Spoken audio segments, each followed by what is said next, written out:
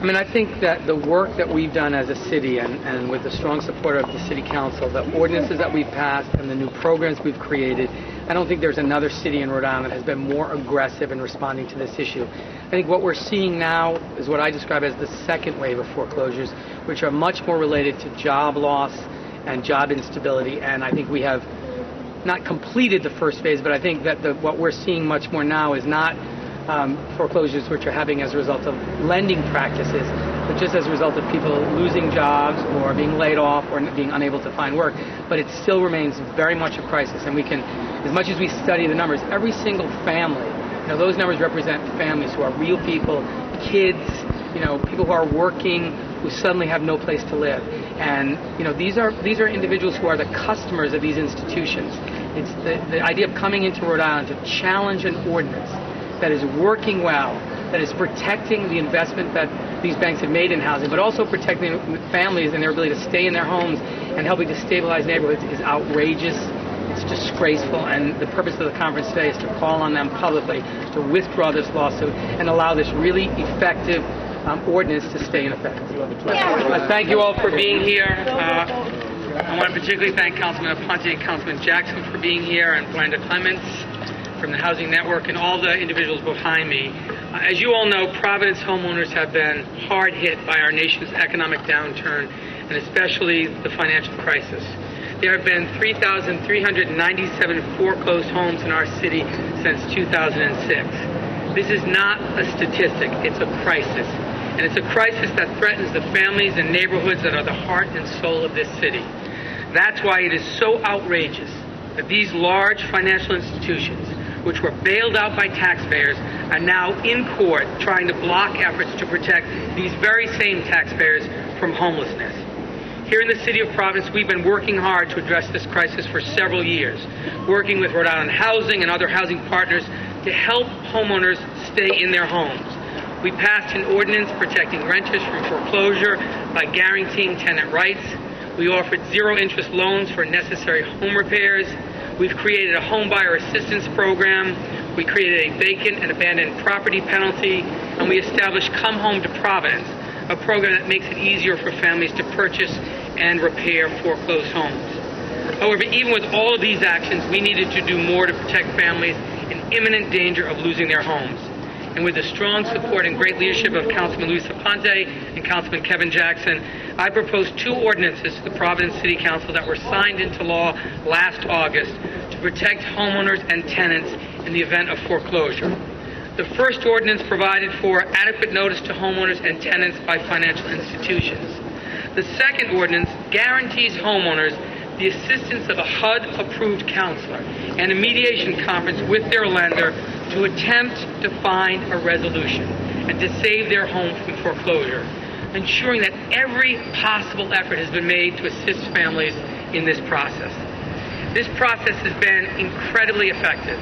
And in fact, in the city of Providence, 85% of the families that have participated who were facing foreclosure have been able to stay in their homes as a result of the homeowner-lender mediation process.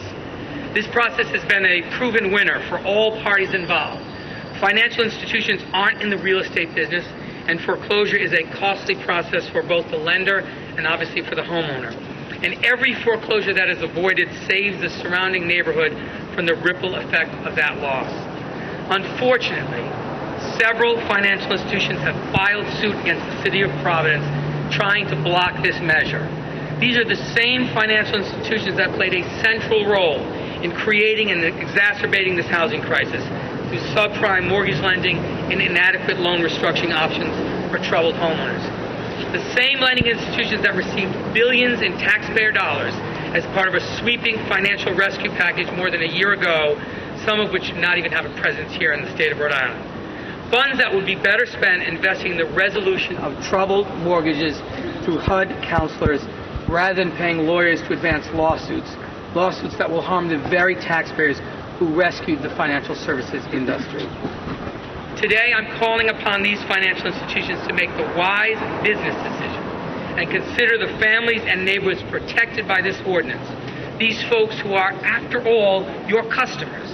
These people are not statistics, they're not loan numbers, they're not write-offs on the books of lenders. These are customers of the very institutions and very valued members of our community.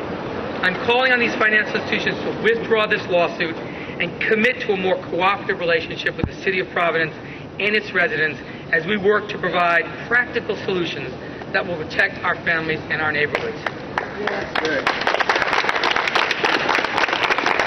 I've written to the top executives at each of these institutions to urge them to stop this lawsuit and to do more to help their customers. The economic crisis doesn't just threaten those whose homes are in danger of foreclosure.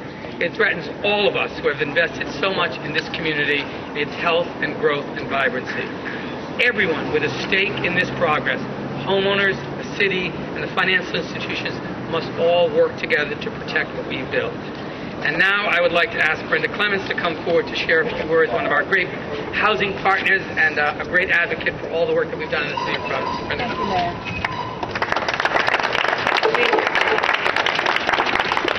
These are the keys to my house, a valuable possession for me.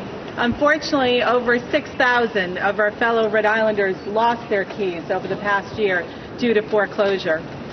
This press conference was supposed to be held last week, as many of you know, and unfortunately the floods that hit our city reminded us about how valuable that home is to many of us.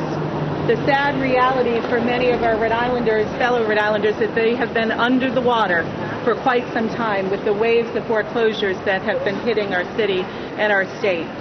And the loss, as the mayor eloquently said, is critical for our neighborhoods and our communities and the tax bases of our cities and towns. It's estimated that by 2012, the lost home equity value of wealth in the city and the country will be $1.3 trillion. In Rhode Island, the shared lost home equity going up to 2012 will be $5.6 billion. Think about what that does to my home's value, to your home's value, to our tax base as cities and towns, and more importantly to the cities and towns and the services that they can provide that we all so strongly rely on. This is a problem, and I can see no reason and no harm in terms of this ordinance and bringing people together to try to save their home. In a few minutes, we'll hear from a homeowner who went through this process and had just exactly that experience of positive success. He still has his keys to his house today because of this process. So we strongly support the mayor and the city council members to continue their efforts to protect Providence's homeowners and tenants to keep their homes. We know from the floods that our home, for those who've lost their home last week, they know how valuable it is and how important it is. Our motto as our organization is that the path to economic opportunity begins at your front door. Let's make sure that all Rhode Islanders have a key in that front door that they can put it into. Thank you. And now, as I mentioned, I'd like to introduce a homeowner who worked with the city ordinance and his local bank. Thank you. His name is Rafi Milan, and his story is an effective story, and I'm going to let him tell it. Thank you, Rafi.